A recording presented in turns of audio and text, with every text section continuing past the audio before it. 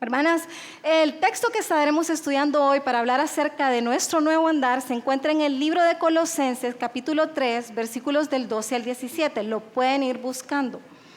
Pero antes de entrar a los versículos del Colosenses, de 3 al 12, quisiera que habláramos un poco con respecto al contexto de esta carta, ¿verdad? Y esto es muy importante porque al estudiar los versículos entenderemos por qué llegamos a esos versículos y cómo llegamos a esos versículos. Entonces, bueno, el autor de esta carta es Pablo, ¿verdad? Dios usó a Pablo para escribir esta carta a una iglesia que quedaba en Colosas, ¿verdad? Esta era una iglesia donde habían llegado ya el evangelio, ¿verdad? Por medio de un siervo que se llamaba Epafras, y estos eran hermanos que eran creyentes, habían confiado en el Señor, habían puesto su fe en Jesucristo, ¿verdad?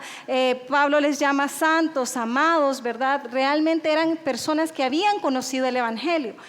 Pero la razón por la que el Señor mueve a Pablo a escribir esta carta es porque en el contexto cultural en el que ellos se encontraban habían dos falsos movimientos queriendo desviar a los hermanos de la verdad, de la suficiencia de Cristo.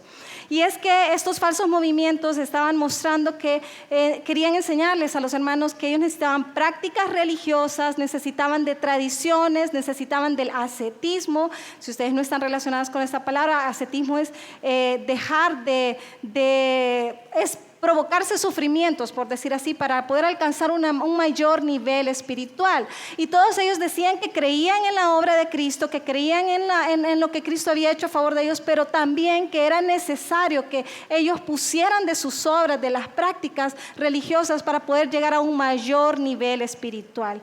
Y es en este contexto que se encuentra esta carta. Los primeros 2 capítulos Pablo los usa para hablar acerca de la supremacía de Cristo sobre toda la creación, sobre toda criatura, su poder sobre todo, ángeles, potestades, dominios, reinos, y lo usa también para refutar estas falsas enseñanzas, así poder recordarles a los hermanos que la suficiencia de su vida como creyentes, de su salvación y su andar por fe, se encuentra solamente en Cristo, y que en Cristo estamos completas para poder caminar la vida que Él quiere que nosotros caminemos, el nuevo andar.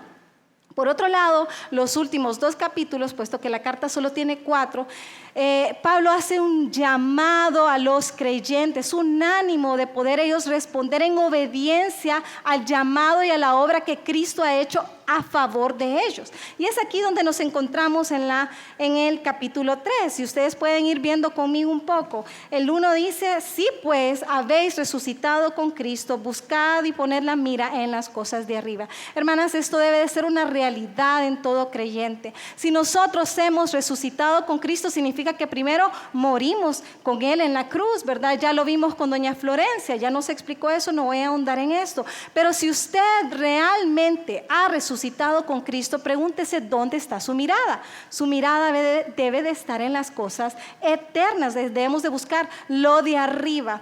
Una oración de Jonathan Edwards, como compartía doña Flor, en un gran siervo del Señor, era: Señor, estampa la eternidad en mis ojos. Fácilmente, hermanas, desviamos nuestra mirada nuevamente a las cosas terrenales y ya no estamos enfocadas en lo eterno. Necesitamos tener nuestra mirada en las cosas eternas. Luego el 3 dice: han muerto y su vida está escondida con Cristo. Esto es importante que nosotros entendamos. Ya no vivimos para nosotras mismas, ya no vivimos para nuestros deseos, vivimos para Cristo. Luego el 4 dice que nosotros seremos semejantes a Cristo cuando Él se manifieste. Y es que cuando Cristo, nuestra vida, como dice el versículo 4, se manifieste, nosotros seremos manifestados semejantes a Él. Hermanas, aquí en esta tierra aún no seremos perfectas. Doña Floren hizo énfasis en eso. No seremos perfectas, aún luchamos con nuestra vieja naturaleza pecaminosa. Sin embargo, cuando nos encontremos cara a cara con nuestro Señor, seremos semejantes a Él. Y este anhelo debe de existir en el corazón de cada creyente, este anhelo y esta esperanza que nos debe de llevar a purificarnos, a caminar cada vez más desechando el pecado y vistiéndonos de santidad. También debemos de dejar de usar nuestros miembros para el pecado, dice el 5, y por todo lo contrario, hermanas. Nosotros hemos sido comprados por precio de sangre, hemos resucitado con Cristo. Teníamos una vieja naturaleza, como la vimos. La vieja naturaleza anhela pecar, anhela hacer lo malo delante de Dios, está llena de vicios y está corrupta, pero ahora tenemos una nueva naturaleza, se nos ha dado un nuevo hombre. ¿Y por qué Pablo está haciendo esta analogía entre viejo, nuevo? Bueno, en el contexto cultural donde se encontraban ellos, recuerden que estaba dominando el Imperio Romano. Cuando alguien cometía un homicidio, el Imperio Romano tenía una ley, que esa persona que mataba debía de cargar el cuerpo muerto, lo amarraban y lo alejaban. ¿Y saben qué pasaba? El cuerpo muerto, al estar presente en la persona con un cuerpo sano, llegaba a corromper, se empezaba a descomponer él solo y luego empezaba a descomponer y a corromper el cuerpo de la persona sana. Entonces realmente esto era un método de tortura. Ambos, bueno, el muerto ya estaba muerto y el vivo pues terminaba muriendo porque se corrompía con la descomposición del cuerpo muerto. Y esta es la idea que Pablo quiere traer a nosotros. Si ya hemos resucitado con Cristo, si ya se nos ha dado un nuevo hombre, ¿por qué querer cargar el viejo con sus pecados y sus vicios? Realmente que esto solo corrompe y esto solo daña y esto solo es tropiezo en nuestro nuevo andar. Entonces es desechar. No podremos vestirnos si no desechamos, si no nos desvestimos primero del cuerpo corrupto, ¿verdad? Del cuerpo sucio, ¿verdad? De la ropa sucia y del viejo hombre. Necesitamos desecharlo. Pablo da una lista de pecados que ustedes pueden leer en el versículo 5 al 9. Muchas de nosotros podemos sentirnos identificadas con muchos de esos pecados, pero que corresponden a la pasada manera de vivir. Y luego llegamos al versículo 10, que nos dice que ya hemos sido vestidas del nuevo hombre. Hermanas, esto es un hecho que ya fue consumado. Hemos sido vestidas del nuevo hombre. No necesitamos vestirnos del nuevo hombre, puesto que ya se nos dio una nueva identidad. Como leía doña Floren en Corintios, si alguno está en Cristo, nueva criatura es. Las cosas viejas pasaron, he aquí todas son hechas nuevas. En nuestra nueva identidad también se nos han dado nuevos deseos, nuevas anhelos, ¿verdad? Como compartía Irma también. Y en esta transformación que se va llevando a cabo, ¿verdad? No nos vestimos del hombre nuevo, ya hemos sido vestidas, pero el hombre nuevo sí se va renovando y es que se va cada vez amoldando más a la imagen de nuestro Señor Jesucristo. Y esto es una característica en la vida de cada creyente. No podemos decir que somos cristianas y vivimos peor de como éramos hace 5 años. Realmente que si nosotros somos creyentes verdaderas, vamos a ver que cada vez hay rasgos más evidentes de Cristo en nuestra manera de vivir. Y esto debe de ser un examen por el cual todas debemos de pasar continuamente. ¿Muestro yo cada vez más rasgos de Cristo en mi vida? ¿Es manifiesto cada vez en mi andar que me parezco cada vez más a Jesús? Y ojo con esto, no quiero decir que no pecas, no quiero decir que no he pecado, no quiero decir que no caemos, pero no permanecemos en el pecado porque el pecado es algo que llegamos a aborrecer una vez que se nos ha dado una nueva identidad. En esta nueva identidad, lo pueden leer ustedes en el 11, no hay bárbaro, ni griego, ni escita, ni esclavo, ni libre. No hay divisiones culturales, no hay divisiones sociales, todos somos uno en Cristo Jesús. Y es así como llegamos a nuestro versículo 12, entendiendo un poco el contexto. Quisiera que lo leyéramos. Vamos al 3, 12 al 17. Dice así la palabra del Señor.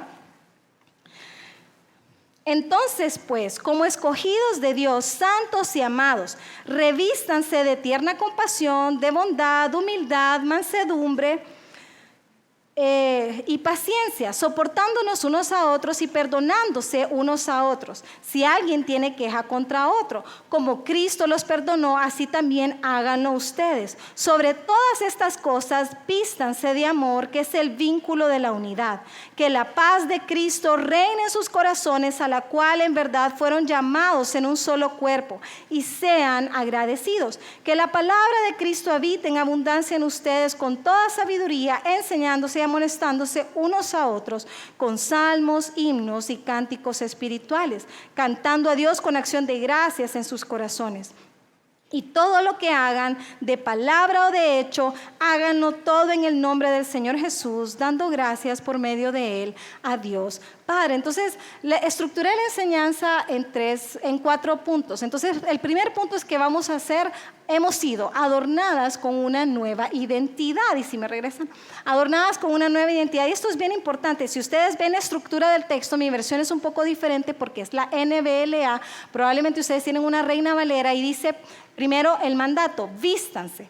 Vístanse como escogidas de Dios, santas y amadas. Ahora, el texto no nos está diciendo que nos vistamos de escogidas, que nos vistamos de santas, que nos vistamos de amadas. No, vístanse como escogidas, vístanse como lo que ya son. Son escogidas, son santas y son amadas. Y es que Pablo, antes de animarnos a poder ponernos la nueva vestimenta, primero nos recuerda quiénes somos. Y es que quiénes somos es muy importante. ¿Quién eres tú?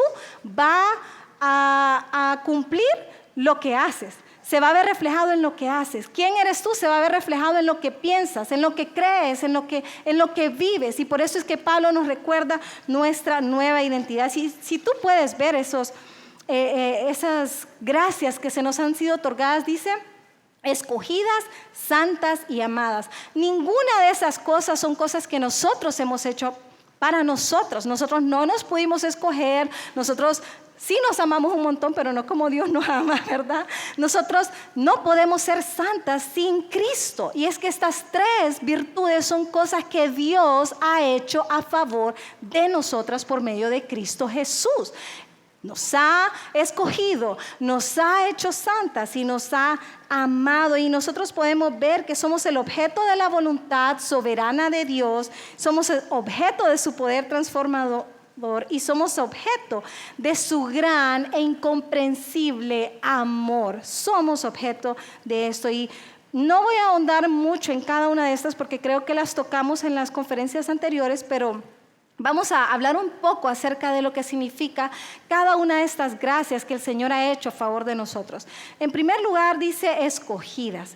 Hermanas, si es que el Señor, por el puro afecto de su voluntad, nos ha escogido, tal como lo dice Efesios 1 del 4 al 5. Se los leo. Dice: según nos escogió en Él antes de la fundación del mundo, para que fuésemos santas y sin manchas delante de Él, en amor, habiéndonos predestinado para ser adoptados hijos suyos por medio de Jesucristo, según el puro afecto de su voluntad. Hermanas, Él nos escogió antes de la fundación del mundo y vemos que su elección no está basada en nuestro desempeño, no está basada en cuántas obras buenas hemos hecho, ¿verdad? O en cuántas obras malas hemos hecho, porque nos escogió siquiera antes de nacer. Entonces esta elección no se basa en quién soy yo. Esta elección está basada en quién es Él y en el puro afecto de su voluntad. Nos escogió más bien a pesar de quién Él sabría que íbamos a hacer, porque Él tiene todo el conocimiento y sabía que íbamos a nacer pecadoras y sabía que le íbamos a ser infieles, sabía que íbamos a ofender su nombre y a pesar de eso decidió escogernos. Entonces la elección nunca está basada en nuestra persona, sino en el nombre del Señor y en quién es Él. Así que démosle la gloria por eso. Y hermanas, sé que esta es una doctrina un poco difícil de comprender, ¿verdad? Pensar que Dios nos eligió, que Él ha decidido rescatar a algunos, ¿verdad? Para traer gloria a su nombre.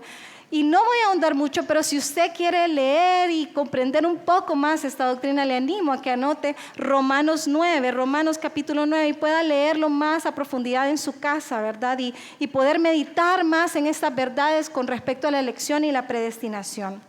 También el mismo texto en Efesios nos dice que nos escogió con un propósito, y es que no nos escogió, como vimos, por algo que era de nosotros. Entonces no era para nosotros esa elección, sino que era para gloria de su nombre. ¿Y cómo íbamos a traer gloria a su nombre?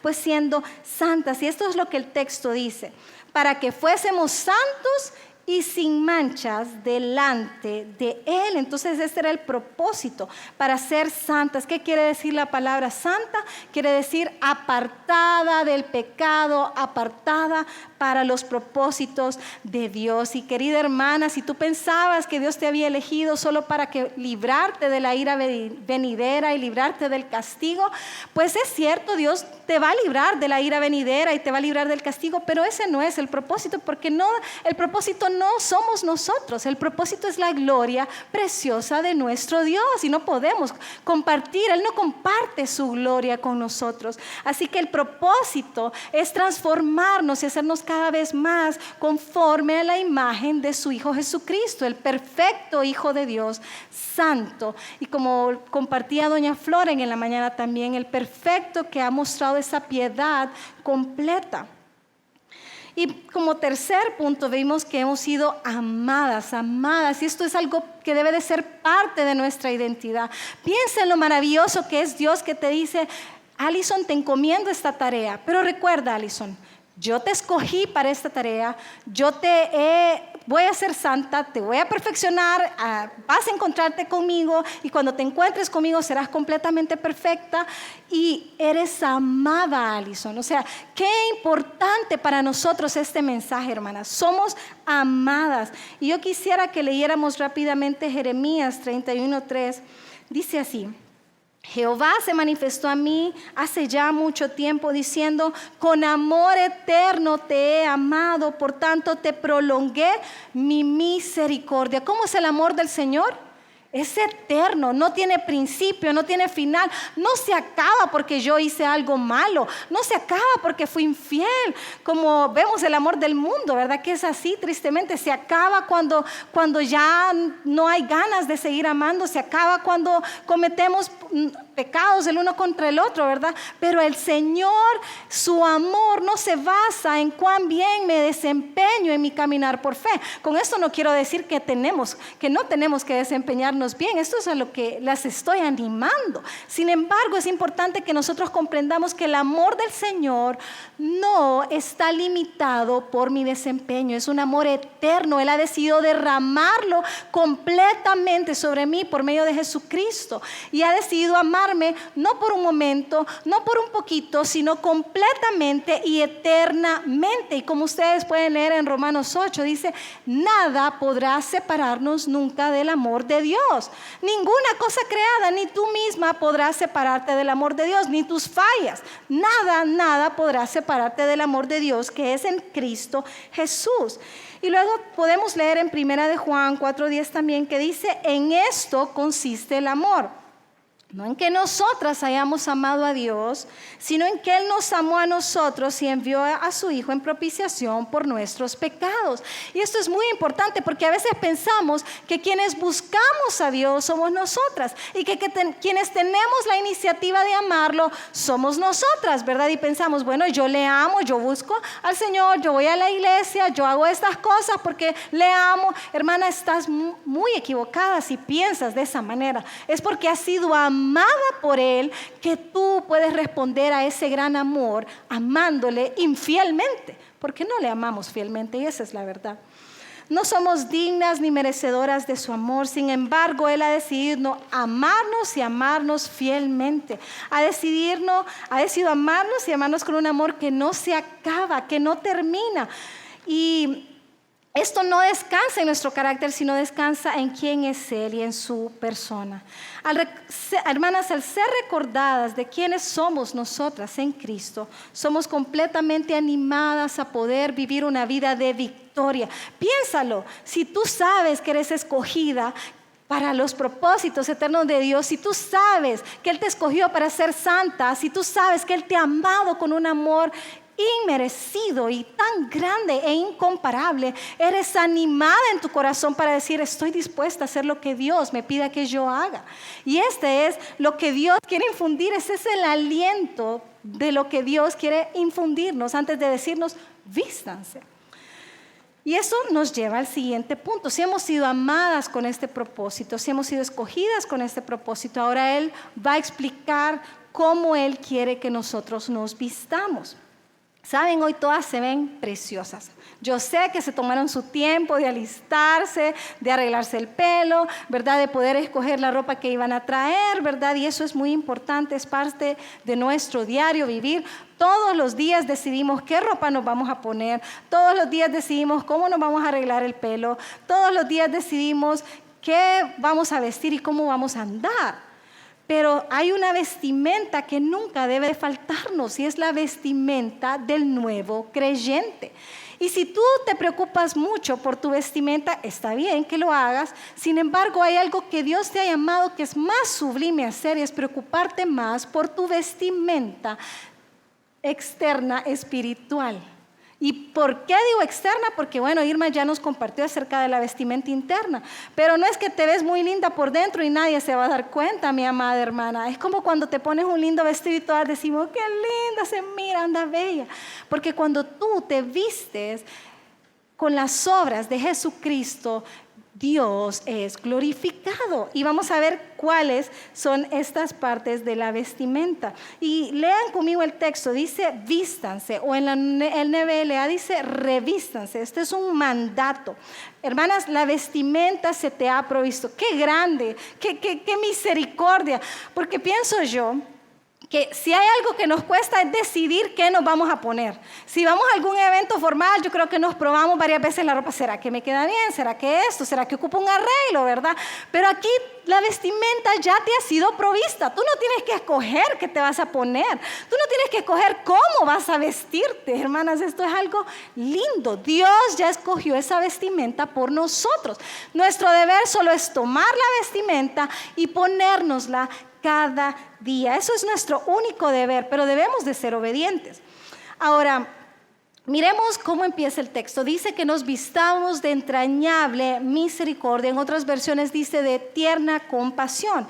Sabes, la palabra entrañable proviene de la palabra entrañas. Desde lo más profundo, desde lo más adentro de nuestro ser, el Señor quiere que nosotros manifestemos un dolor profundo por tomar la miseria de alguien más y ponerla en nuestro corazón. Eso significa la palabra misericordia, miseria y cordia.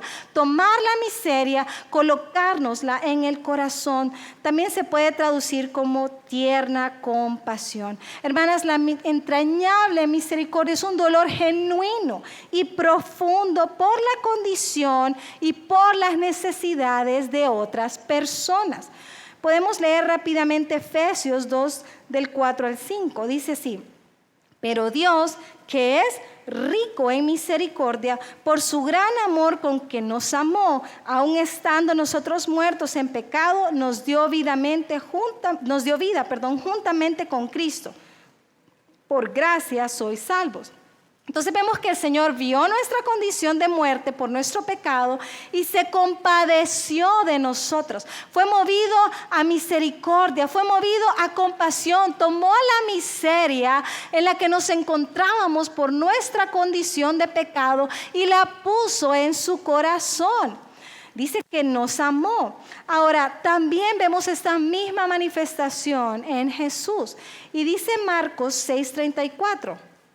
Y salió Jesús y vio una gran multitud, y escuchen, tuvo compasión de ellos porque eran como ovejas que no tenían pastor, y comenzó a enseñarles muchas cosas. Y es que esta es la compasión, la entrañable misericordia de la cual Dios quiere que nosotras nos vistamos, que nos dolamos por el dolor de las demás personas, que nos dolamos por las necesidades de nuestros hermanos, por las necesidades de los demás. Pero sabes, muchas veces, más allá de experimentar compasión, experimentamos lo que experimentaba nuestro viejo hombre: frustración. Son palabras parecidas, pero no son nada que ver iguales. Piensa, ¿cómo te sientes rodeada de personas no creyentes? ¿Realmente tu corazón es movido a compasión y dices, ay, realmente yo He puesto la miseria de mis hijos en mi corazón y por esta causa, ¿verdad? Quiero manifestar bondad hacia ellos y predicarles el evangelio con amor cada día. Pues eso sería lo ideal. Pero en nuestra lucha contra el pecado, lo que experimentamos muchas veces es frustración. No puede ser otra vez, ya le he dicho esta instrucción 20 veces, hemos repasado este asunto y nuevamente volviste a pecar en esto. Yo ya te he corregido. Pero saben, la frustración nos lleva a la bondad, la frustración lleva al enojo, lleva a la miseria, lleva a la ira. Piensa con el esposo no creyente que tienes, piénsalo un poco.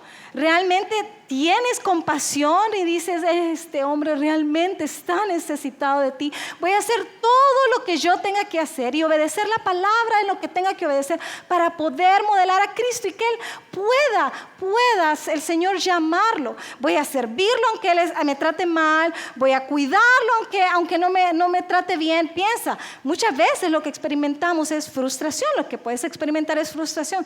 Ya no aguanto a este esposo, ya no aguanto esta situación, ya no aguanto esta circunstancia, o con cualquier otro no creyente que nos rodea. No somos como Dios, no somos como Cristo, que ellos tuvieron compasión y actuaron, pero mira cómo actuaron con bondad. Y es porque la compasión, la entrañable misericordia está ligada con nuestra siguiente parte de la vestimenta, que es la bondad. ¿Ves lo que dice el texto? Dice que el Señor nos vio cuando estábamos muertos en nuestros delitos y pecados. ¿Y qué hizo? Nos dio vida, juntamente con Cristo. Tuvo compasión, puso la miseria en su corazón y nos dijo, ay, pobrecitos, qué pesar que estén tan mal. Bueno, ni modo, ¿verdad? Son pecadores. No, es que la compasión verdadera no es una lástima. La compasión verdadera es un dolor profundo que te lleva a actuar en favor de las personas. Dios vio y Dios obró. Dios vio y Dios hizo. Jesús tuvo compasión de las multitudes porque no tenían pastor. ¿Y qué hizo? Comenzó a enseñarles, porque Él tuvo compasión, vio la necesidad y dijo, no tienen pastor, yo voy a ser el pastor, voy a enseñarles. Hermanas, esta es la diferencia entre la verdadera compasión. La compasión real no es sentirte triste por el necesitado, decir, como quisiera que no estuviera en esta situación, pero bueno, ella se metió en esta situación porque ¿quién la manda? ¿Verdad? No es eso. La verdadera compasión me lleva a dolerme, ¿verdad? A sentirme triste por el dolor de mis hermanos y poder actuar con bondad a favor de ellos. ¿Y qué es la bondad sino hacer actos de bien en favor de otros? Es lo contrario a la malicia, pensar el mal y hacer mal a otros. Algo de lo que tuvimos que habernos deshecho en nuestra vieja vida. Hermanas, Dios es bueno por naturaleza. Esa es su naturaleza. No es que solo Dios muestra bondad, Él es bueno por naturaleza. Y sabes, Él ha manifestado su bondad para con nosotros, no porque nosotros lo mereciéramos. No es que Dios dice, tené compasión de alguien si realmente ves que se lo merece, si realmente ves que podés tener compasión. No. Él tuvo compasión de nosotras en una gran miseria. Él tuvo compasión de nosotras viéndonos en una gran infidelidad. Y lo podemos leer en Tito 3, del 4 al 5.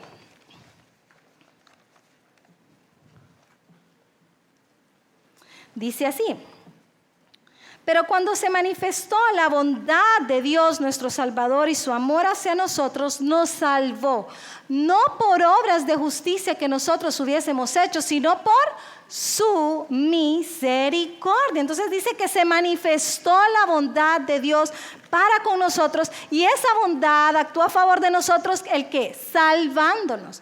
Dice, no por obras de justicia que nosotros hubiésemos hecho, sino por su compasión, por su misericordia, por lo que Él hizo. Entonces vemos que la bondad del Señor se ha manifestado a nosotros. ¿Quién creen que es esa bondad que ha sido manifestada a nosotros? Es Jesús, es Cristo. Es esa la bondad que se ha manifestado a nosotros. Entonces ven que esta es parte de la vestimenta, tener compasión, un entrañable, un profundo dolor por la miseria de los otros que te lleva a actuar en bondad, a hacer cosas a favor de ellos. Y luego la tercera parte de la vestimenta es la humildad. Y la humildad, mi amada hermana, es todo lo contrario al orgullo. El mundo te manda al orgullo y te dice, cree en tu corazón, sigue tu corazón, eres linda así como eres, no necesitas nada más, no cambies, sigue así, ¿verdad? Así como eres perfecta. Y esos son los bombardeos de la filosofía de este mundo. Sin embargo, la humildad es pensar de nosotros mismos con cordura. ¿Y cómo pensamos de nosotros mismos con cordura?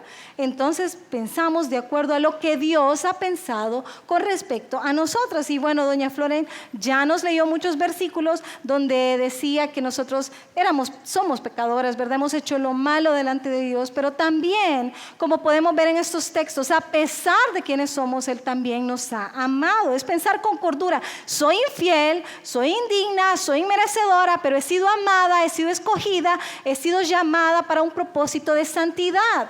Y esto es quién soy yo, es pensar de mí con cordura, es no tener un más alto concepto de mí del que yo debo de tener. Y creo que una de las definiciones más preciosas en la Biblia con respecto a la humildad la podemos encontrar en Filipenses 2, del 3 en adelante. Y el mejor ejemplo es nuestro Señor Jesucristo. Se los voy a leer rápidamente. Dice así: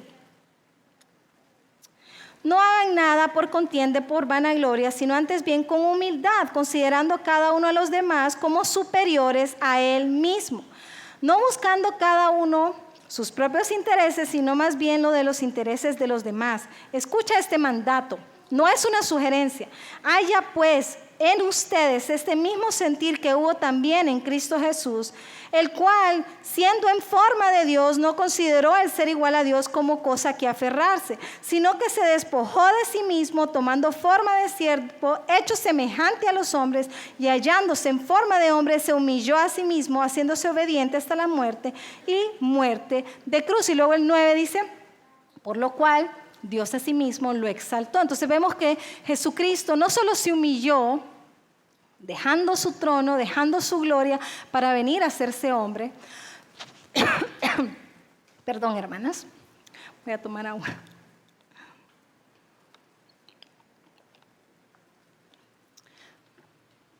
No solo se humilló, ¿verdad?, dejando su gloria y viniendo aquí, sino que se humilló aquí en su condición de hombre. Se humilló estando aquí. Jesús solo se humilló y luego se humilló y luego se humilló más, hasta lo más profundo, hasta la muerte, y muerte de cruz, que era el peor tipo de muerte.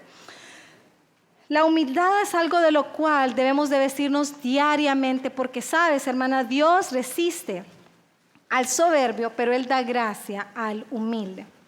Luego vemos otra virtud de la vestimenta que está muy ligada a la humildad, y es la mansedumbre.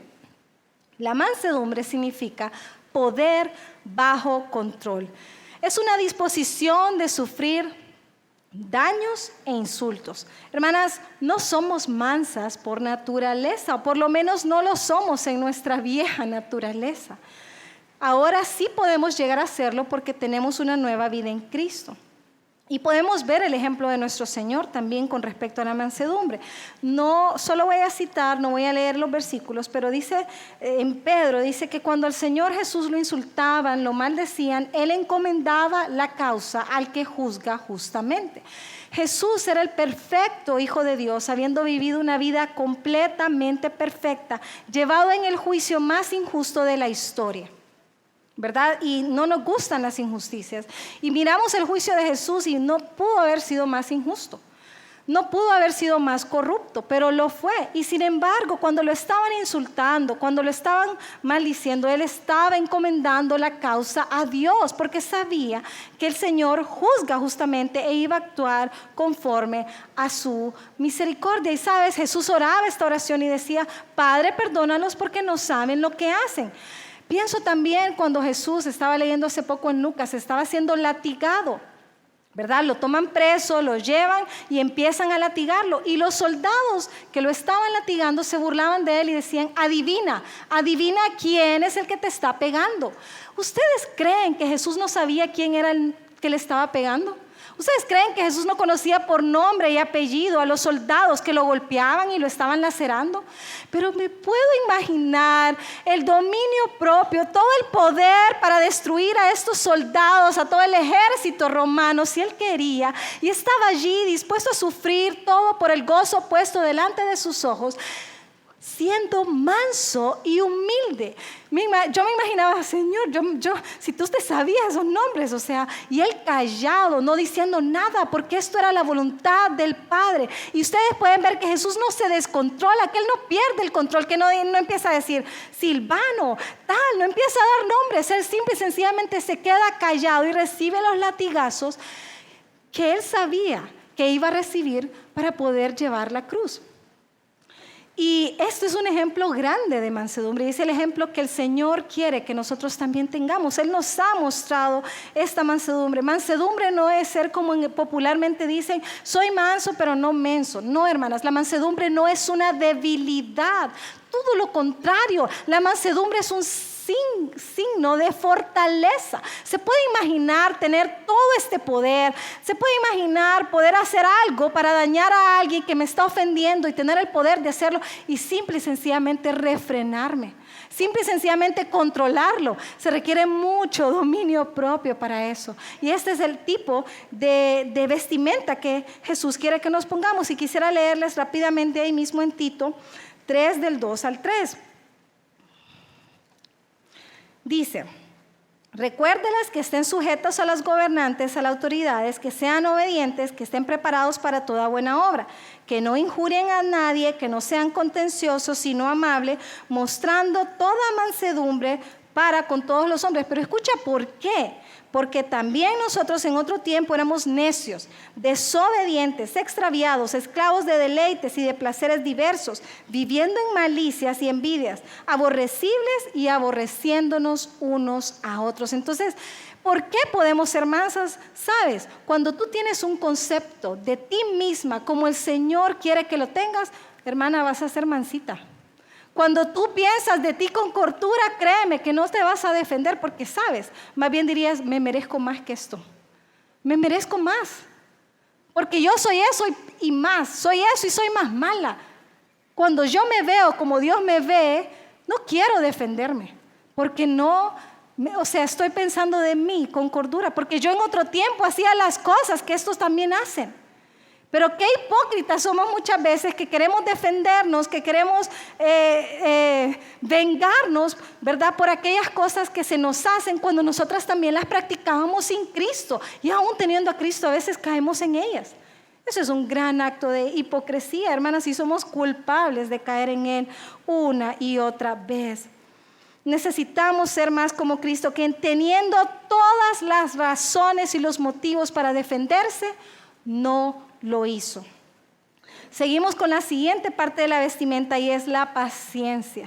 Y esta es una de mis favoritas, no porque yo sea paciente, sino por cómo el Señor ha sido paciente conmigo.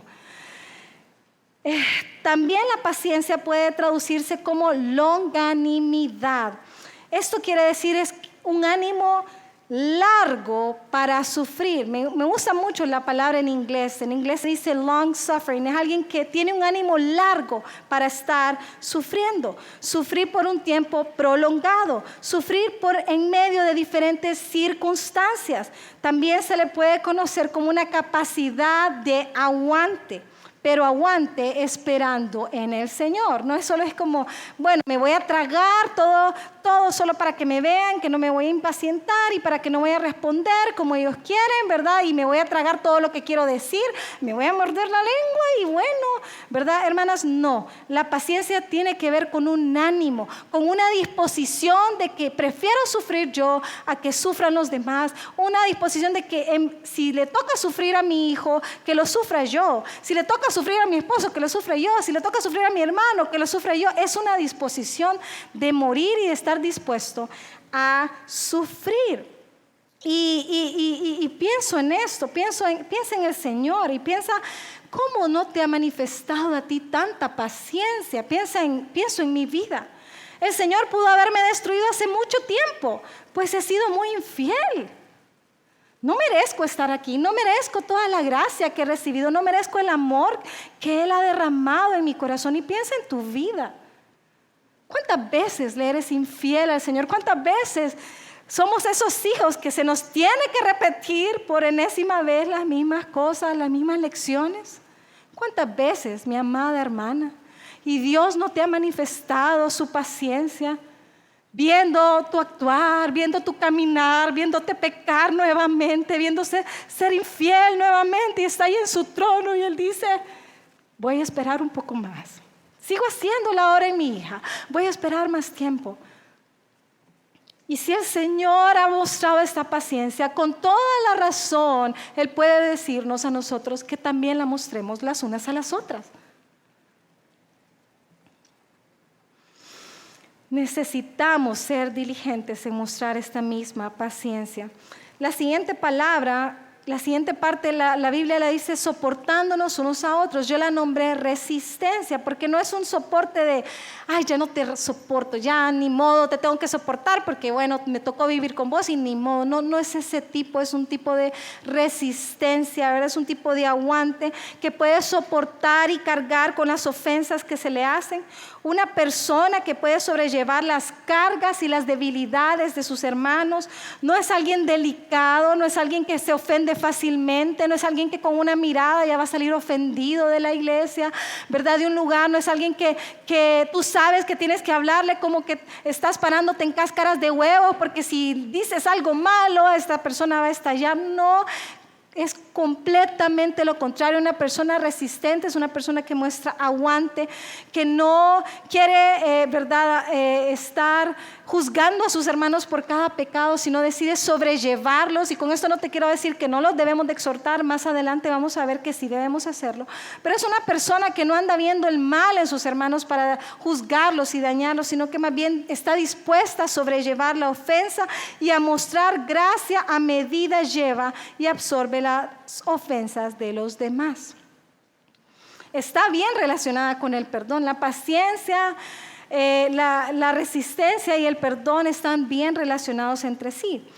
Hermanas, y sigue el perdón, y tú podrías decir, pero perdón, si ya todas hemos sido santificadas, ya todas hemos sido escogidas, nos amamos, ¿por qué tenemos que perdonarnos realmente? Nos perdonamos y es un deber, porque aún somos pecadoras.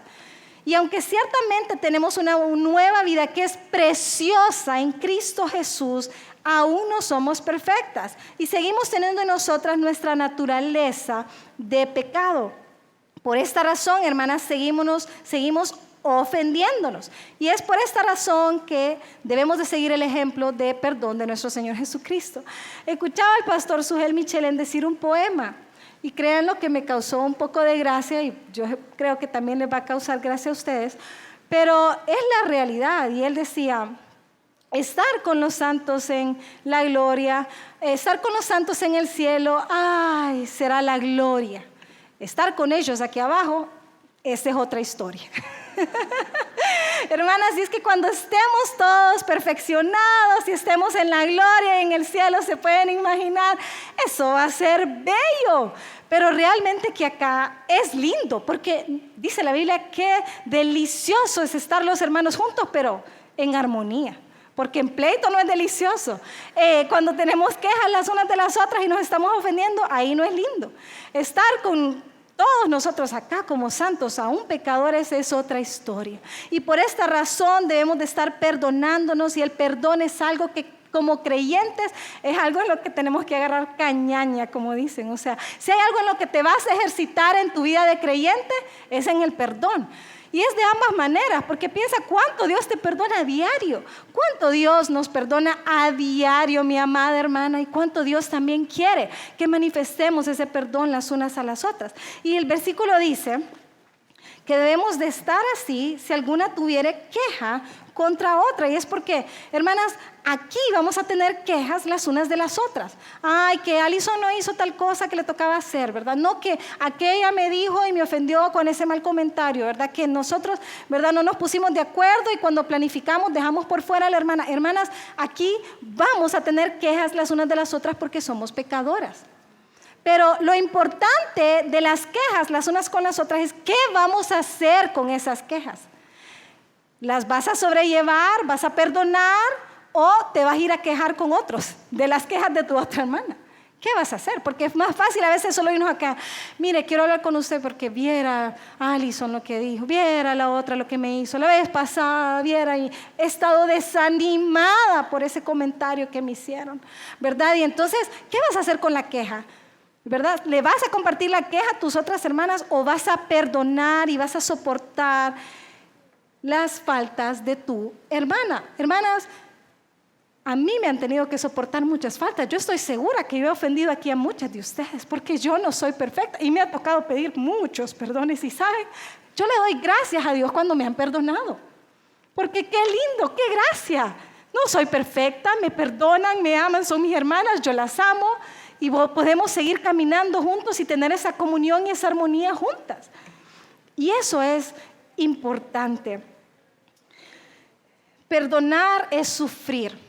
Si tú piensas que perdonar es barato, yo te digo, perdonar no es barato. Perdonar tiene un alto costo. Perdonar es sufrir. ¿Estás dispuesta tú a sufrir la ofensa para que tu hermana quede en libertad de esa ofensa? ¿Estás dispuesta tú a sufrir el agravio? Perdonar es sufrir, perdonar es sufrir. Piensa, a nuestros hijos los perdonamos a diario, nos ofenden, no nos obedecen a veces. Cuando se portan mal los perdonamos y estamos perdonando porque los amamos. Y estamos dispuestas a sufrir nosotras las ofensas, a veces, ¿verdad? Porque a veces tampoco estamos tan dispuestas. Pero perdonar requiere un costo y el costo de nuestro perdón, hermana amada, fue muy alto. No pienses que tú estás aquí, es cierto, has recibido gracia, has recibido la salvación, has recibido el perdón, pero alguien tuvo que cargar ese costo y fue caro, fue un precio alto, fue un precio muy costoso. A Jesús le costó muy alto precio nuestro perdón. ¿Estás dispuesta a llevarlo así como Cristo llevó ese costo por nosotras? Y luego, por último, dice la Biblia en este texto que nos vistamos de amor, que es el vínculo perfecto. En otras traducciones, ¿verdad? En el griego original, como decía Irma, no hablo griego, ¿verdad? Le pregunté a Sergio. En el griego original dice vínculo perfecto de la unidad. Entonces dice, vístanse de amor, que es el vínculo perfecto de la unidad. Y me encanta porque luego que te pones el vestido, ¿verdad? A veces, muchas de pronto andamos vestidos, pero andamos una fajita, andamos algo que nos une todo el vestido, ¿verdad? Y que hace ver que se nos vea lindo, ¿verdad? Si el vestido ya nos quedó ancho, ya nos quedó flojo, una fajita resuelve. Piensa en el amor, que es eso que amarra esa vestimenta, que es eso que envuelve, que hace que esté perfectamente unida. Y es que el amor, como dice aquí, es ese vínculo perfecto. Nada de lo anterior, mi amada hermana, nada de lo anterior se puede mantener en unidad si nosotras no amamos. ¿Cómo vas a perdonar si no amas? ¿Cómo vas a ser paciente con tus hijos? ¿Cómo vas a ser paciente con tu esposo si no estás amando? Con tus hermanos, con tus padres. Y sabes, es que el cumplimiento de la ley es el amor. Lo dice Romanos 13:10. El amor, dice, no hace mal al prójimo, así que el cumplimiento de la ley es el amor. Y eso lo tienes que tener muy presente. Por amor hemos recibido todas estas cosas que hemos recibido. Y por amor, nosotros cuando amamos correctamente no vamos a dañar a nuestros hermanos. Si yo estoy amando a mi hermano y yo veo que él está en pecado, yo lo voy a corregir con mansedumbre porque lo amo y quiero que él se vuelva de su pecado para reconciliarse con Dios. Pero si yo voy con un dedo acusador diciendo, no puedo creer lo que acabas de hacer, no estoy amando. No se equivoque, usted está juzgando sin haberse visto usted primero. No está amando, usted no quiere el bien y la restauración de su hermano, usted quiere dañarlo, que él se sienta mal por lo que hizo, tan mal que se duela, pensamos nosotros. Tal vez si se siente tan mal por lo que hizo, va a entender cuán malo es.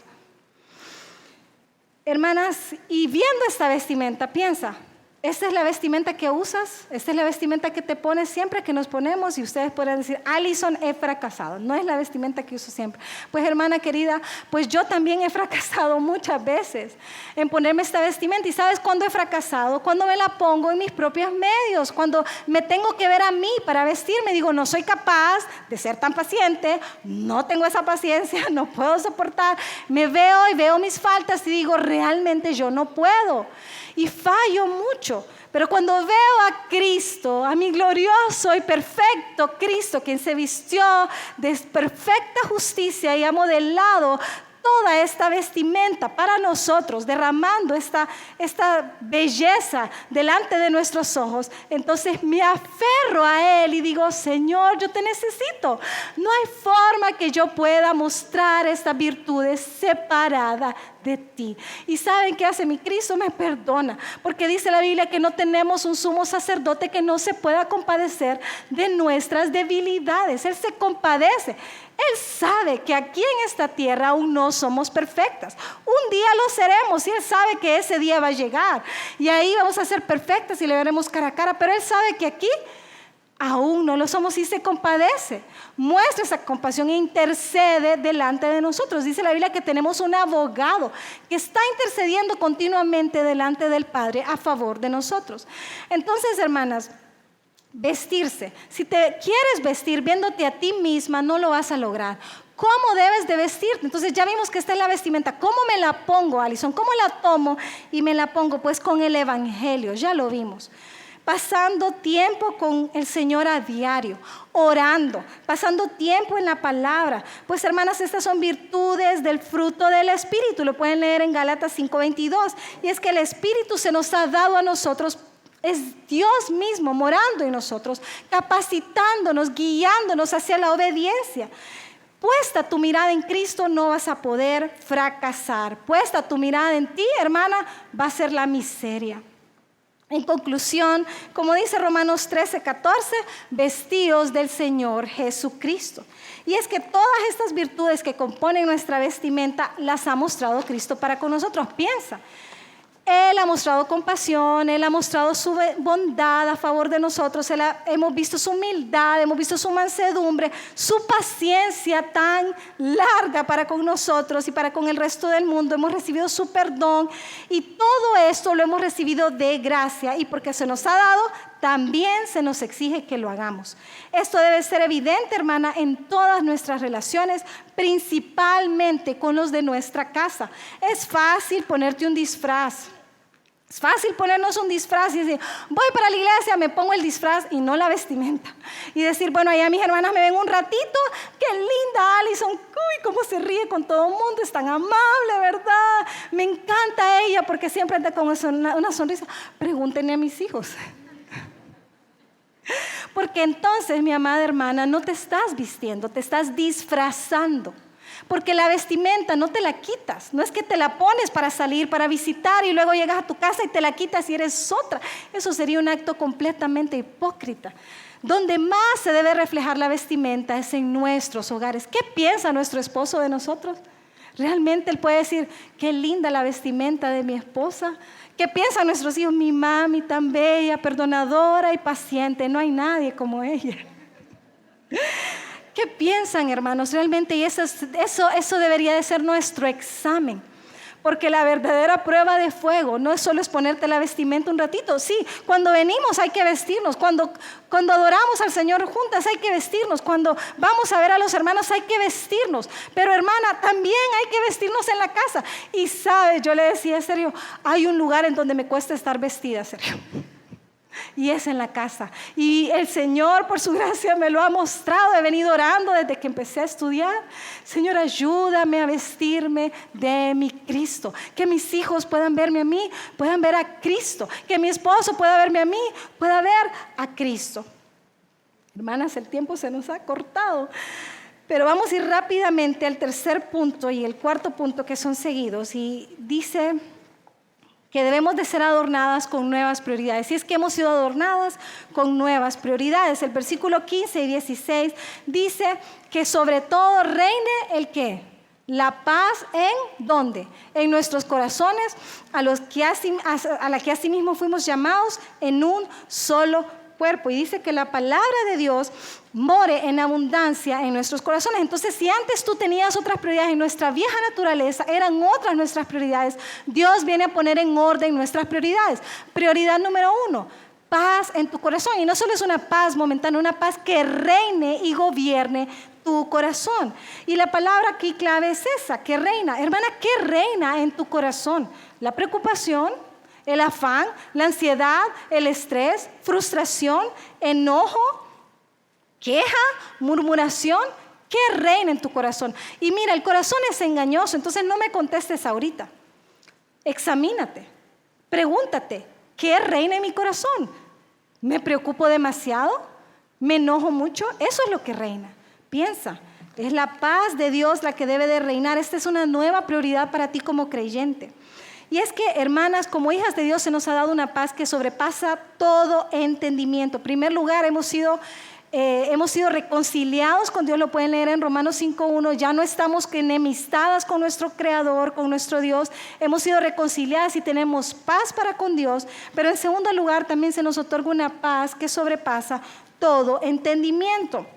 Podemos leer rápidamente Filipenses 4:6-7. Dice, por nada estéis afanosos, sino sean conocidas vuestras peticiones delante de Dios en toda oración y ruego con acción de gracias. Y la paz de Dios que sobrepasa todo entendimiento guardará vuestros corazones y vuestros pensamientos en Cristo Jesús. ¿Sabes por qué no tiene paz? Porque no ora suficiente. ¿Sabe por qué no tiene paz? Porque se queja más de lo que agradece. ¿Sabe por qué no tiene paz? Porque la mirada suya está puesta en lo terrenal y no en lo eterno. Entonces el Señor dice, vamos a cambiar esa perspectiva. Sí hay paz que sobrepasa todo entendimiento. Yo he sido testigo aquí fielmente de hermanas que han perdido esposos, ¿verdad? Y he podido ver una paz que llena sus corazones, que ha sido ejemplo para mí y para mi familia. Hermanas que han perdido hijos, que hemos enterrado a sus hijos y he podido ver una paz que sobrepasa todo entendimiento. Ustedes pueden decirme, ¿cómo puede haber paz en una situación de eso? La hay porque el Señor la da. Él no nos la niega, Él nos la otorga. Pero primero tenemos que buscarla, tenemos que rendirnos a Él, rendir nuestro corazón en oración, orar constantemente y agradecer a pesar de cualquier situación. Y eso está bien ligado a lo que dice, porque hay una colita que va ahí en ese versículo que pareciera que aparece de un solo, porque dice, la paz de Cristo reina en sus corazones, a la cual asimismo fueron llamados en un solo cuerpo. O sea, esa paz se nos ha dado a todos. Y luego dice, y sean agradecidos. Y solo dice eso, ¿verdad? Y bueno, qué extraño que está esto acá y no habla más de eso. Pero, ¿sabes? La paz está ligada completamente a la gratitud. Entre menos te quejas, entre menos murmuras, más agradeces, más crece tu confianza en el Señor en cualquier situación. Más puedes poner tu mirada en Jesús y decir, yo sé que lo que sea que el Señor está permitiendo es para mi bien, es para mi crecimiento, es para ser más como Cristo. Y Él inundará, y lo hemos experimentado, tu corazón de una paz que nadie va a poder entender. Porque no es una paz como el mundo la da. Y como ya vimos, ¿verdad? La paz está ligada a la gratitud. Hermana, ¿eres tú agradecida? Eso es una prioridad en tu vida, la gratitud. Yo siempre les digo a mis hijos cuando tienen quejas, ¿verdad? Porque todos nos quejamos, ¿verdad? Y cuando empiezan a quejarse de que, ay, ya esto ya no, que ya no me gusta lo otro, que ya no. ¿Sabe? Le digo, el antídoto de la queja es la gratitud. Piense, se está quejando porque piensa que no tiene, pero puede agradecer por lo que sí tiene. Y cuando empieza a agradecer, se da cuenta que tiene más de lo que piensa. Y es igual con nosotros, hermanas. Cuando agradecemos, vemos que tenemos más de lo que merecemos, más de lo que pensamos, más de lo que necesitamos, porque Dios no solo nos muestra su bondad en la salvación, sino que día a día nos manifiesta su bondad. Seamos más agradecidas, hermanas. Y por último, una de las prioridades nuevas que debemos de tener como creyentes es amar la palabra de Dios. Nada de esto, mi amada hermana, será posible si tú no amas su palabra. Nada de esto será posible si tú ves con desdén su palabra y dices, bueno, leí el versículo que me apareció ahí en la aplicación de My Bible, ¿verdad? Y qué lindo estuvo. Pero realmente, ¿cuánto te entregas a buscar y escudriñar las Escrituras? Para ti es un deleite pasar tiempo en la palabra de Dios. Es un deleite escuchar sermones, es un deleite venir a congregarte y decir, quiero escuchar lo que Dios ha preparado para mí por medio de mis pastores. Piénsalo. Nosotros debemos de pasar tiempo en la palabra, debemos de memorizarla, debemos de deleitarnos en ella, no solo verla como de lejos, como que fuera algo que es un mensaje lejano a mí y no cercano a mi corazón. La palabra trae delicia, trae consuelo, trae descanso, trae ánimo. La palabra realmente es una lámpara a nuestros pies. Y aquí no dice que leas la Biblia, no es a eso que te está mandando. El versículo dice que la palabra de Dios more. ¿En dónde? En tu corazón. ¿Sabes tú qué es una morada? Es una habitación. ¿Es tu corazón una habitación para recibir la palabra como huésped? Piénsalo. No solo es que dice, bueno, déjatelo este versículo en la mente, es que hagas en tu corazón una casa para la palabra de Dios, que viva dentro de ti. Esto es el mandato, que la palabra de Cristo viva en tu corazón, en nuestros corazones. Para que la palabra de Cristo viva en mi corazón, en primer lugar, a mi amada amiga, yo tengo que leerla. No hay manera que pueda morar en mi corazón si yo no la leo. En segundo lugar, tengo que memorizarla. ¿Cuánto tiempo dedicas a la memorización de la palabra? Y quiero decirte que entre más grandes vamos, más nos cuesta, ¿verdad? Yo pienso en mí y pienso que soltera me recuerdo haber hecho un concurso con Sergio de quién se memorizaba todo Filipenses. Y estábamos en que yo voy por el capítulo 3 y 4 y estábamos en eso. Hermana, me cuesta memorizar después de mi cerebro de mamá. Me cuesta memorizar versículos. Y es algo que tengo que ser tan intencional de escribirlos, de leerlos, de meditar y decir, Señor, ¿cómo era que iba? Y empiezo. Y a pedirle al Señor, dame una mente que pueda memorizar tu palabra, que no esté distraída con tanta cosa, que pueda enfocarse en tu palabra y en lo que dice, y yo la pueda atesorar en mi corazón. Y el Señor contesta todas aquellas oraciones que van de acuerdo a su voluntad. Les confieso que me memoricé Colosenses 3 antes de predicarlo. Fue una tarea que el Señor puso en mi corazón y me dio la gracia para poder hacerlo. Y sabes, cuando la palabra abunda en nuestro corazón, va a salir en nuestras conversaciones. ¿Tú quieres saber qué mora en tu corazón? Amada hermana, escúchate. ¿Quieres saber qué es la habitación de tu corazón? Escucha de lo que hablas. Si hablas de cómo estás tan cansada de todo lo que tienes en la casa con tus hijos, si hablas tan cansada de que ya no aguantas a tus hermanos o te quejas de tus padres o si etcétera, ¿qué mora?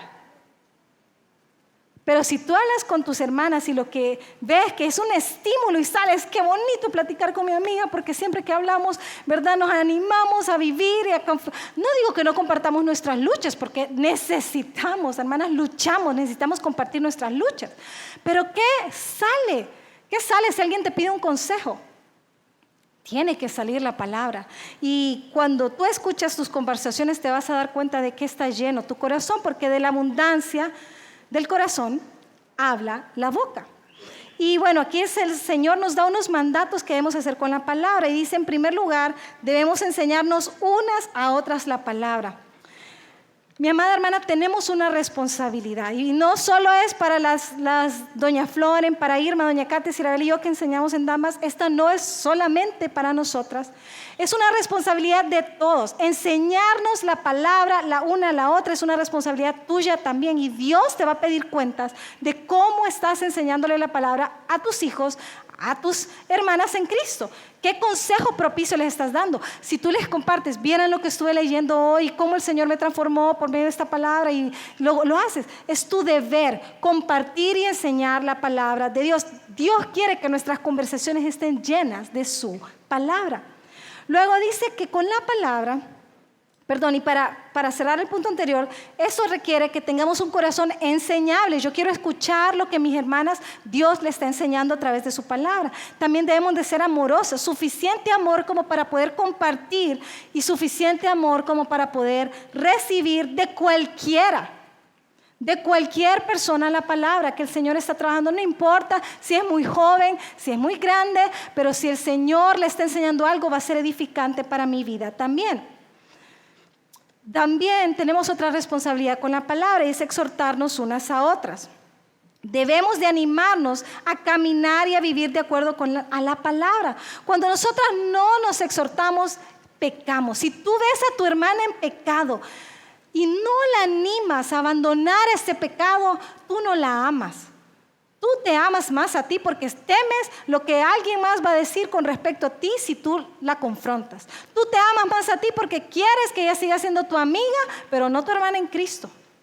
Te amas más a ti. Debes exhortar con la palabra, debe de abundar en nosotros y debemos de exhortarlo. Y necesitamos humildad para recibir la exhortación, hermana. Esto quiere decir que tú tienes que estar dispuesta a que alguien te exhorte también. Humildad para recibir la exhortación y mansedumbre para poder dar la exhortación. Como tercer y último punto, debemos cantar la palabra de Dios y cantarla con gozo en nuestros corazones. Primero tiene que ser algo real en nosotros para llegar a una verdadera adoración. Y cuando dice cantando con gozo en vuestros corazones, Dios no te está diciendo, bueno, estás cantando en tu corazón y no abras la boca. No, fluye tanto de tu corazón que llena tu boca de alabanzas. Esa es la verdad. Hemos recibido tanta gracia y por esta razón podemos cantarle alabanzas al Señor. Y por último, hermanas, hemos sido también adornadas con una nueva motivación. Ustedes pueden leer el versículo 17 que dice que todo lo que hagamos, lo hagamos en el nombre ¿de quién? De Jesucristo. No para gloria de Allison, no para gloria de los que me miran, no para quedar bien con los otros, para gloria del nombre de Jesús. Hermanas, todo, absolutamente todo lo que nosotros hacemos debe de ser para agradar a Cristo y debe ser hecho en su nombre. ¿Qué quiere decir en su nombre? Que debe de ser hecho de acuerdo a su carácter, a su persona, a su identidad. ¿Quién es Él? Yo vivo de acuerdo a quién es Él. Esta debe de ser nuestra única motivación para caminar en nuestro nuevo andar, agradar a nuestro Señor, traer gloria a su santo nombre. Hermanas, no queremos la atención para nosotras. Dios no comparte su gloria. Queremos reflejar a Cristo y que Cristo sea glorificado. Y si tú puedes ver, me encanta el texto porque comienza con Cristo y termina con Cristo. Hermanas, porque es Cristo nuestro fundamento, ¿verdad? Quien nos ha hecho salvos. Él es quien nos santifica. Él es quien hace la obra en nosotras. Cuando nosotras obedecemos, Él obra a favor de nosotras, ¿verdad? Santificándonos, y es para gloria de su nombre. Es Cristo, Cristo, Cristo. Él es el supremo, Él es el preeminente y a Él debe de ser dada toda la gloria y alabanza por siempre. Si tú puedes ver en tu vida que hay cosas buenas en ti, si tú puedes ver que ya no eres la persona que eras hace 5, 10, 3, un año, hermana, la gloria es para Cristo, no para ti. No es porque tú fuiste más obediente y más diligente. Qué bueno que eres obediente y que eres diligente, pero déjame decirte, quien da el crecimiento es el Señor. Él es quien hace la obra en nuestros corazones. Y dice Mateo 5:16, así alumbre vuestra luz delante de los hombres para que vean vuestras buenas obras y glorifiquen a vuestro Padre que está en los cielos. Cuando nosotros vivimos una vida con la vestimenta perfecta de la justicia de Cristo, la gente va a glorificar al nombre de Cristo. Todo lo contrario, cuando nosotros decimos que somos de Cristo y vivimos vidas de miseria por el pecado, la gente va a blasfemar su nombre. ¿Qué quieres hacer tú con tu vida? ¿Quieres que tu vida lleve a otros a glorificar a Dios por las obras y maravillas que Él ha hecho? ¿O quieres que la gente diga, ese no puede ser un Dios verdadero? Esta dice que tiene a Dios y miren cómo vive. Mi hermana, por último te quiero dejar con una frase de uno de mis predicadores favoritos que dice, todo lo bueno en mí es Cristo. Todo lo malo en mí soy yo. Si tú ves cosas malas en ti aún, hermanas, necesitas más de Cristo. Y si tú ves buenas cosas en tu vida, hermanas, dale la gloria a Cristo.